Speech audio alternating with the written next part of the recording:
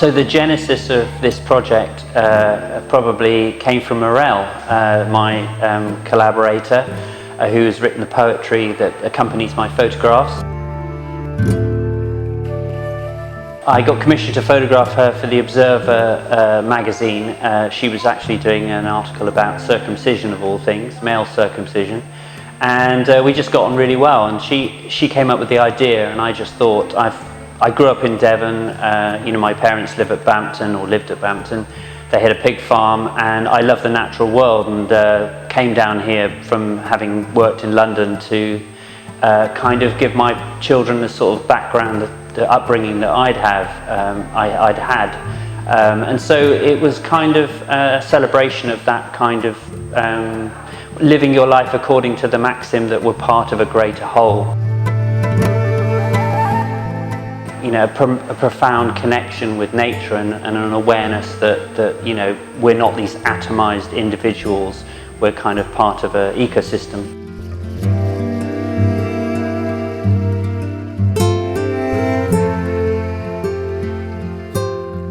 I would say that all the people live according to the maxim that we're part of a greater whole. They have an intimate and profound connection with trees and nature, and there is a kind of spirituality almost, I think, that they all kind of share, an awareness that nature is kind of something that is an intrinsic part of their lives, and not something that kind of, you know, they visit at the weekend.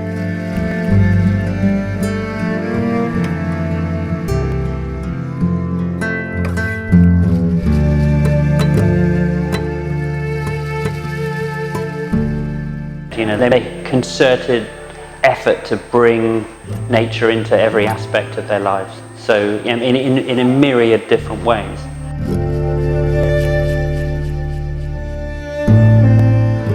Yeah, I mean, how did we find people? I mean, initially who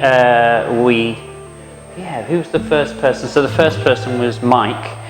He was a sort of farmer, very traditional, and then he probably mentioned somebody else. And it was actually while we were walking around his sort of farmstead called Dadland that he sort of pointed to a tree, and he sort of wanted to draw our attention to this particularly beautiful oak tree, and sort of trying to describe which tree he was referring to. And he said, "It's that one, it's a huge tree, it's 4 hugs wide." And my ears pricked up, and I just thought that's kind of a wonderfully ambiguous and strange expression that, you know, might be of use, and that we initially decided to call it 4 hugs wide and into the trees, because it seemed too ambiguous, but then it sort of got shortened back to 4 hugs wide. But one person led to another person, and over time we've actually got kind of loads of people on the horizon now that, you know, that you realize there's a huge community of people who have this connection with trees and the arboreal world. I've been a sort of I hesitate to use the word, but a sort of celebrity portrait photographer for 30 years, the first 20 of which, you know, I was commissioned to photograph the great and the good, and, you know, it's kind of seductive to be photographing David Beckham or Baroness Thatcher, and certainly at dinner parties people are very interested, but I kind of found that I wanted to do something that was more profound, and that I had sort of, that I could derive intrinsic pleasure from the process of making the work. In my practice, when I photograph portraits of celebrities, I have a couple of assistants, I have lighting, I have kind of very limited time often, it's often at a hotel, and so it's kind of formulaic, and you know, you end up with a nice picture that people are interested in, because celebrity sort of is such a big part of our lives in this sort of post-digital social media life that we lead. But I really wanted to leave that approach behind for this, so each person is photographed just with available light. I was kind of very clear that I wasn't going to use I don't think even a reflector was used in any of the pictures. It was also about kind of deriving that intrinsic pleasure from the process, so it's actually kind of a chore having to bring a lot of equipment. So I just bring my digital camera.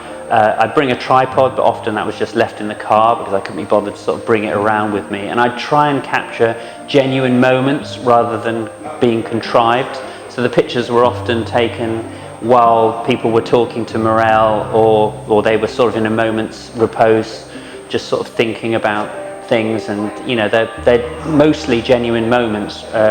Occasionally, like with Emily, something happens, and you know, she was swimming in the river and just felt able to, you know, in spite of the fact that we just met, to sort of swim in a way that she is accustomed to doing. So she was completely naked, and it was almost like a gift to me. The photograph, it's a genuine moment. Because it was so cold, there aren't that many. I didn't take that many frames, and I just did it from the bank, and there was obviously no direction.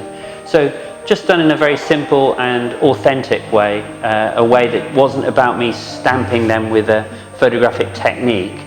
It was more about me kind of using what was around and the serendipity of the light on that particular occasion, and recording the relationship we had on the day. What would you hope that people would take away with them when they come to see the exhibition? I would hope that people would reflect on the fact that, you know, the world is in crisis, and that there are other ways of living your life which aren't about an insatiable desire for material things. When you boil it down, it doesn't really, the only thing that really matters is your friends and your family and your community. So I would hope that that would kind of be an underlying thing that they would take away. And did you take something away from photographing these people? Absolutely, absolutely. I found, again and again, Mireille and I would go into the forests and spend time with people, and I sort of talked about in the past how I sort of noticed how the canopy of the trees was like the rafters of a church, and it was a quasi-spiritual experience. And so I'd always come out of the wood feeling invigorated, and you know, it also, I mean, the whole process of taking photographs is, especially in that way, in a kind of non-intrusive, kind of natural way, with just using available light, it's just a very lovely way of being in the moment, because you're literally capturing moments. And so there was that sense of having communed with nature, but also having done what I love doing, which is taking pictures, and not having to worry about picture editors or other people's concerns, just doing something that I, as I said, derive intrinsic pleasure from doing.